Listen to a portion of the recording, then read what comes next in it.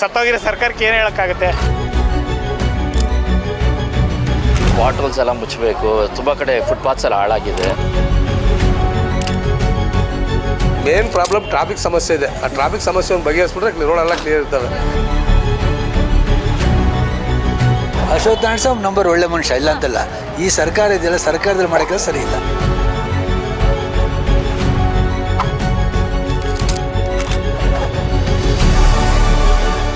Public next ಎಲ್ಲ ವೀಕ್ಷಕರಿಗೂ ನಮಸ್ಕಾರ. ನಾನು ಚೈತನ್ಯ ಕೊಟ್ಟಾರೆ. ಇವತ್ತು ನಾವು ಬಂದಿರುವಂತಹ ವಾರ್ಡ್ ಯಾವುದು ಅಂತ ಹೇಳಿದ್ರೆ ಕಾಡು ಮಲ್ಲೇಶ್ವರ ವಾರ್ಡ್ ನಂಬರ್ 65 ಇದಾವೆ.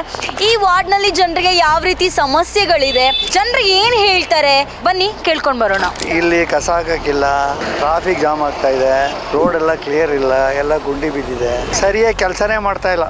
100% ಹೇಳ್ತೀನಿ. ಎಮ್.ಎಲ್.ಎ. ಅಶ್ವಥ್ ನಾರಾಯಣ ವಿಸಿಟ್ ಮಾಡ್ತಾವ್ರೆ. ನನ್ನ ಹೆಸರು ಅಶ್ವಥ್ ನಾರಾಯಣನೇ, ಬಟ್ ನಾನಲ್ಲ. ಏನು ಮಾಡ್ತಾ ಇದ್ದಾರೆ ಕೆಲಸ ಅವ್ರಿಗೆ ಗೊತ್ತಾಗಬೇಕಷ್ಟೇ. ಸಮಸ್ಯೆ ನೋಡಮ್ಮ, ಎಲ್ಲ ಚರಂಡಿ ವರ್ಕ್ ಮಾಡೋರೆ, ಎಲ್ಲ ಸ್ಲ್ಯಾಬ್ ಎಲ್ಲ ಮುರಿದೋಗೈತೆ. ಒಂದು ಊರು ಅಗಲ ಇತ್ತು, ರೋಡು ಫುಟ್ಪಾತ್ ಇಷ್ಟೇ ಇದ್ದಿದ್ದು. ಇವರು ಅನುಕೂಲಕ್ಕೋಸ್ಕರ ಈ ಸಿಮೆಂಟ್ ರೋಡ್ ಮಾಡ್ಕೊಂಡು ಅವ್ರಿಗೆ ಏನು ಅನುಕೂಲ ಆಗ್ಬೇಕು ಅಷ್ಟು ಮಾಡೋಕ್ಕೆ ರೋಡ್ನ ಚಿಕ್ಕದು ಮಾಡಿ ಫುಟ್ಪಾತ್ ಅಗಲ ಮಾಡೋರೆ. ಗಾಡಿನ ಎಲ್ಲಂದ್ರಲ್ಲೇ ಪಾರ್ಕಿಂಗು ಮಾಡಿ ಹೊಟ್ಟೋಗ್ತಾರೆ. ಇವಾಗ ಒಂದು ದಿವಸಕ್ಕೆ ಎಷ್ಟು ಗಾಡಿ ರಿಜಿಸ್ಟ್ರೇಷನ್ ಆಗ್ತಾ ಇದೆ ಅವ್ರಿಗೆ ಐಡಿಯಾ ಇರುತ್ತಾ? ಅಷ್ಟಕ್ಕೆ ಅವರು ಕರೆಕ್ಟಾಗಿ ರೋಡ್ ಮಾಡ್ಬೇಕಾ ಮಾಡ್ತಾ ಇಲ್ಲ. ಸತ್ತೋಗಿರೋ ಸರ್ಕಾರಕ್ಕೆ ಏನು ಹೇಳೋಕ್ಕಾಗುತ್ತೆ? ಬರೀ ಅವ್ರ ಲಾಭ ನೋಡ್ಕೊಂತ ಜನಗಳ ಲಾಭ ಏನು ನೋಡ್ತಿಲ್ಲ. ಎಷ್ಟು GST ಬರುತ್ತೆ, ಎಷ್ಟು ಟ್ಯಾಕ್ಸ್ ಬರುತ್ತೆ, ಆ ಬರೋ ದುಡ್ಡನ್ನ ಇವರು ಎಲ್ಲಿ ಉಪಯೋಗಿಸ್ಬೇಕೋ ಅಲ್ಲಿ ಉಪಯೋಗಿಸ್ತಾ ಇಲ್ಲ. ಎಲ್ಲ ವೇಸ್ಟು. ಫ್ರೀ ಬೀಸ್ ಅಂತ ಕೊಟ್ಬಿಟ್ಟು ಎಲ್ಲ ಅವರು ತಿನ್ನೋಕ್ಕೆ ಜನಗಳಿಗೇನು ಅದು ರೀಚ್ ಆಗ್ತಾ ಇಲ್ಲ. ಎಲ್ಲೆಲ್ಲಿ ಹೋಗ್ಬೇಕೋ ಅಲ್ಲಿ ಹೋಗ್ತಾ ಇದೆ ಅಷ್ಟೇ. ಕ್ರೌಡ್ ಜಾಸ್ತಿ ಆಗ್ತದೆ, ಟ್ರಾಫಿಕ್ ಜಾಸ್ತಿ ಆಗ್ತದೆ. ಎಸ್, ತೊಂದರೆ ಆಗ್ತದೆ. ಪೀಕ್ ಅವರ್ಸಲ್ಲಿ ಮಾರ್ನಿಂಗಲ್ಲಿ ಈವ್ನಿಂಗಲ್ಲಿ ತುಂಬ ಟ್ರಾಫಿಕ್ ಇರ್ತದೆ. ಸೊ ಇದಕ್ಕೆ ಗೌರ್ಮೆಂಟ್ ಏನಾದ್ರು ಮಾಡಬೇಕು ಅಷ್ಟೇ. ಅಶೋಕ್ ನಾರಾಯಣ ನಂಬರ್ ಒಳ್ಳೆ ಮನುಷ್ಯ ಇಲ್ಲ ಅಂತಲ್ಲ. ಈ ಸರ್ಕಾರ ಇದೆಯಲ್ಲ, ಸರ್ಕಾರದಲ್ಲಿ ಮಾಡೋಕ್ಕೆ ಸರಿ ಇಲ್ಲ, ಸರಿ ಇಲ್ಲ. ರೆಸ್ಪಾನ್ಸ್ ಮಾಡ್ತಾರೆ, ಅವ್ರಿಗೆ ಅಧಿಕಾರನೇ ಇಲ್ವ? ಹೆಂಗೆ ಮಾಡ್ತಾರೆ ರೆಸ್ಪಾನ್ಸು? ಅಧಿಕಾರ ಇದ್ದರೆ ರೆಸ್ಪಾನ್ಸ್ ಮಾಡ್ತಾರೆ, ಅಧಿಕಾರನೇ ಇಲ್ಲ ಅವ್ರಿಗೆ. 10 ವರ್ಷಕ್ಕೆ ಅವ್ರಿಗೆ ಎಲೆಕ್ಷನ್ಸ್ ಆಗಿಲ್ಲ. ಇವಾಗ ಏನೋ ಜೂನಲ್ಲಿ ಡಿಕ್ಲೇರ್ ಮಾಡಿದ್ದಾರೆ. ಈಗ ಅವು ಮಾಡ್ತಾ ನೋಡ್ಬೇಕಷ್ಟೇ. ಯಾರು ಕೇಳ್ತಾರೆ ಮೇಡಮ್? ನರಿ ಕೂಗು ಗಿರಿ ಕೇಳಿಸ್ತಾರ? ಆ ಥರ ಅಷ್ಟೇ. ಸರ್ಕಾರ ಬಗ್ಗೆ ನಾವು ಮಾತಾಡೋಣ, ರಾಜಕೀಯ ಇಂಟ್ರೆಸ್ಟ್ ಇಲ್ಲ. ಅವ್ರಿಗೆ ಶಿಕ್ಷೆ ಅವ್ರು ಬಾಬಾ ಡಿಸೈಡ್ ಮಾಡ್ತಾರೆ, ನಾವಲ್ಲ. ಬೇಗ ಎಲೆಕ್ಷನ್ಸ್ ಮಾಡಿ ಲೋಕಲ್ ಬಾಡಿ ಎಲ್ಲ ಸ್ಮಾಲ್ ಲೆವೆಲಲ್ಲಿ ಮಾನಿಟರ್ ಮಾಡಿದ್ರೆ ಆಗುತ್ತೆ. M.L.A. ಒಬ್ಬರೇ ಎಲ್ಲ ನೋಡೋಕ್ಕಾಗಲ್ಲ.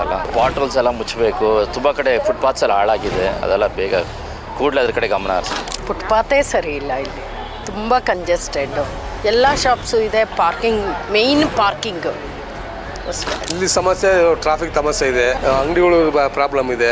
ಮೇನ್ ಪ್ರಾಬ್ಲಮ್ ಟ್ರಾಫಿಕ್ ಸಮಸ್ಯೆ ಇದೆ. ಆ ಟ್ರಾಫಿಕ್ ಸಮಸ್ಯೆಯನ್ನು ಬಗೆಹರಿಸ್ಬಿಟ್ರೆ ರೋಡೆಲ್ಲ ಕ್ಲಿಯರ್ ಇರ್ತವೆ. ಸರ್ಕಾರಕ್ಕೆ ಧಿಕ್ಕಾರ ಮೇಡಮ್ ನಾವು ಹೇಳ್ತೀವಿ. ಸರ್ಕಾರ ಗೌರ್ಮೆಂಟ್ ಮಾಡ್ತಾರೆ ಸರಿ ಇಲ್ಲ. ಜನಗಳ ಬಗ್ಗೆ ಏನು ಕಾಳಜಿನೇ ಇಲ್ಲ ಅವ್ರಿಗೆ. ಅವ್ರು ದುಡ್ಡು ಮಾಡಬೇಕು, ಎಲೆಕ್ಷನ್ ಸೀಟ್ ಕೊಡಬೇಕು ಅಷ್ಟೇ ಮಾಡ್ತಾರೆ ಹೊರತು ಬೇರೆ ಜನಗಳಿಗೆ ಯಾವ ಒಳ್ಳೆ ಕೆಲಸ ಮಾಡೋದೇ ಇಲ್ಲ ಅಂತಾರೆ ಅವರು. ಸಮಸ್ಯೆಯಿಂದ ಇದೆ ಪಾಪ. ಇವ್ರುಗಳೆಲ್ಲ ಮಾಡ್ತಾನೆ ಇರ್ತಾರೆ.